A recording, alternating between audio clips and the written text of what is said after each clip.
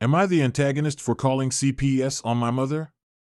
My girlfriend and I decided to go out to the city for the day yesterday.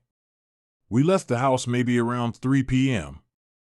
I left my SUV home and I drove her car because I needed to get my brakes done on Monday and didn't want to drive on them. So my car was parked in my driveway. My dad also lives with me, but he left maybe an hour later after we did because he always texts me and lets me know when he leaves. I have two younger siblings who are girls, 7 and 9 years old. My mom has 8 total, me being the oldest, 28 M. My mother decided to randomly drop them off at my house when no one was home and drove off. Now this isn't the first time she's done something like this. She did it a couple of years ago when the girls were 5 and 7 years old, and she dropped them off to my aunt's house who was working at the time. When we got home, police was there. My neighbor saw that my mom just dropped them off and left, so she called the police when no one answered my door. We were questioned by police and explained everything. My mother never called, texted, or left me a voicemail saying she was dropping them off. So I called CPS to report neglect. Of course, they stayed with me and still here. Apparently, my mother is in another city. After that, my sister called me, 24F, and told me I was wrong for doing that, and it wasn't a big deal because the girls were okay. I live about an hour away from my mother, by the way, so I was furious. Am I the antagonist for calling CPS? What your mom did is extremely irresponsible. I'm not sure what your sister is thinking, but what your mom did is not okay. Your sister were all right this time, but next time they might not be. You were right to do what you did. Am I the antagonist for calling the cops on my neighbor and refusing to pay? I, 27 female, live alone. I'm a fairly quiet person in my opinion. Furthermore, I also work around 8 a.m., so I like to get to sleep at a decent time. This all happened Friday night.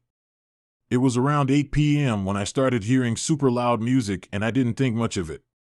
People can play their music loudly at that time. The noise ordinance here doesn't start until 10 p.m., so knock yourself out. Well, the noise got louder around 10 p.m. It was so loud I could hear it with my windows closed and my TV on. I just put the TV up higher and figured maybe it'll be done soon. Around 11:30 p.m. I decided I wanted to go to bed. It was still super loud, and they started setting off fireworks. Fireworks are illegal in my state. At this point, I was frustrated and couldn't sleep, so around 12 a.m. I called the non-emergency line. They got there around 20 minutes later. They stopped the party and fined my neighbors for the noise complaint and the fireworks. The next day, while I was outside, my neighbor came to talk to me. They told me they know I called the police the prior night and told me about the fines and how I should pay them since I called the cops without contacting them directly. I said absolutely not, and they got angry and called me an AH. I don't really know my next door neighbors. Furthermore, I've never talked to them besides saying hi in passing, and this is why I didn't just talk to them directly. I do feel bad they got fined. That wasn't my intention, I just wanted the cops to ask them to lower the noise. So am I the antagonist? They broke the law, their issue. Could you have asked them to stop? Yes, however, nowadays you could be putting yourself in danger. Besides, they were setting off fireworks is dangerous in a populated area and being loud jackasses. Don't admit you're the one who called, it could have been anyone. Am I the antagonist for not inviting my little brother to my wedding and not telling him until the day before? I, 26 female, just got married a couple of weeks ago in Norway. It was amazing from the start. Me and my fiancé knew we wanted a child-free wedding, nobody under 21, as we both find children and teens very annoying, but we provided childcare for the little kids. Here's the problem, I have two siblings much younger than me, my full sister, who's 15, and my half-brother, who is 14. My half-brother is the result of an affair my mom had while my dad was away for work, which caused their divorce. my fiancée and I decided to make an exception for my sister because we are both close with her and she's a very mature 15-year-old. My mom had figured neither were invited and that they would stay at the hotel for the day. She was fine with it since they were together. When we told her it was just my brother not invited, she was pissed and sad. He can't stay here alone. I said he could stay with the kids, all under 10. Unfortunately, she told us we could do whatever, but we had to tell him the news. We decided not to tell him until the day before to avoid any major drama during the weeks leading up to it. When we told him, he threw a fit. I said this is why he wasn't invited, and left. The wedding day went amazing. When I got back from my honeymoon, I was met with angry texts and voicemails from my mom's family. Half of them didn't even go. Apparently, my mom spilled the beans to my aunt, and she told everybody. Am I the antagonist? You are very much in the wrong here. You are being cruel to the child for something that your mother did. If both were not invited, it would be fine, but picking favorites is wrong when he has done nothing wrong. He is still your brother. Am I the antagonist for not telling my ex about our child? I was 18 when I got pregnant with my daughter, 9 female. I was young and dumb, I admit that. Her father and I broke up before I found out, high school sweethearts. At the time we were both figuring out college and I knew if I told him he wouldn't go to the Ivy League school he was accepted into. So I didn't tell him during pregnancy. He heard rumors but never asked. When the baby was born, I tried to tell him. He didn't believe me. Blocked me on everything, and I decided to provide for her without his help. I bring my daughter everywhere, and this particular day we went to Target. I'm walking down the shampoo aisle with my daughter, and when I looked up I saw my ex's mom. Furthermore, I have never lied to my daughter about who her father was or his parents. She has seen pictures. When she was little and asked where he was, I explained college, and when she got older, I never painted him as the bad guy.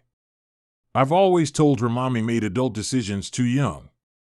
My daughter is the spitting image of her father, so there's no denying it's his child.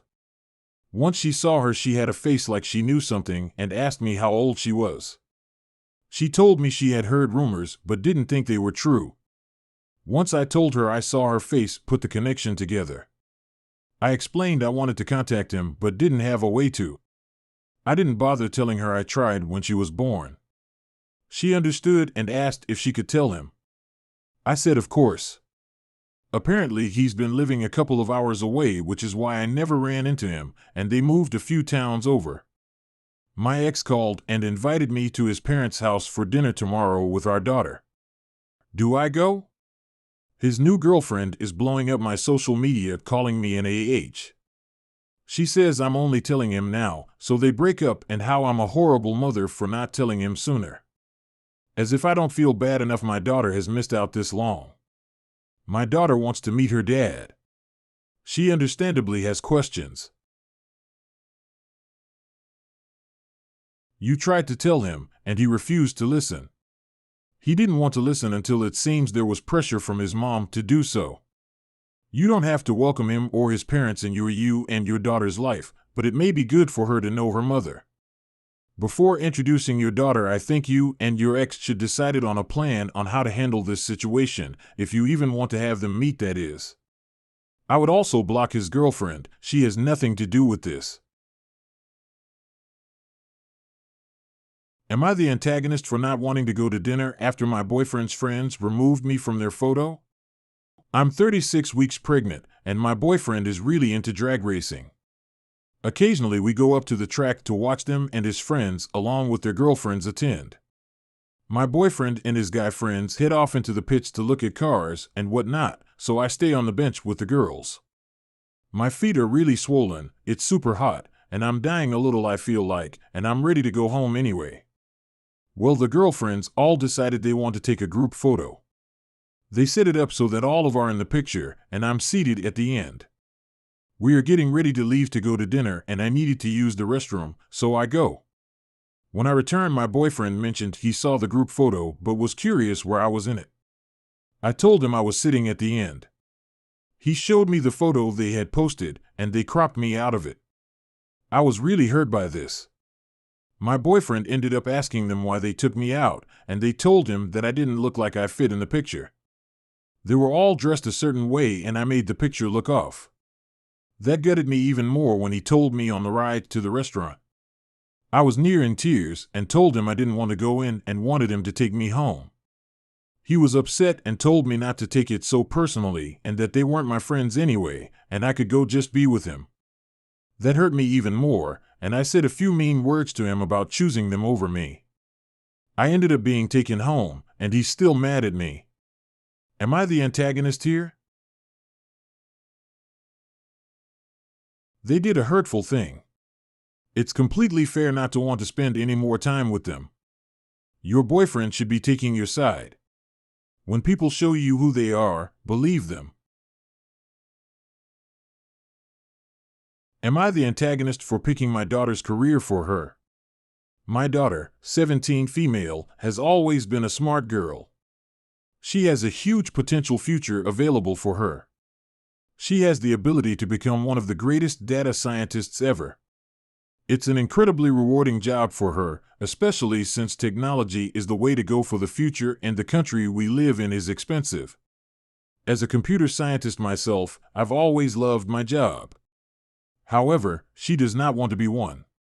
I've been influencing her since she was 10. She was initially excited but doesn't want to anymore. She took 2 tech classes in grades 9 and 10, and she isn't taking one in 11th or 12th grade. Furthermore, she says that she wants to be a psychologist and now wants to have a business major.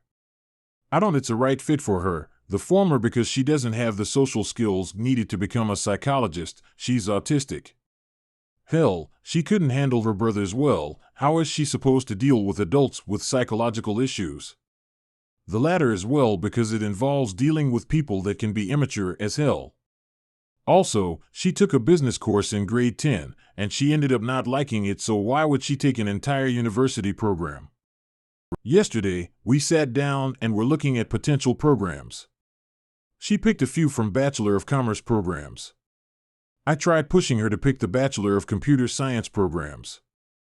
At the end, she asked if I would support her no matter what she picks.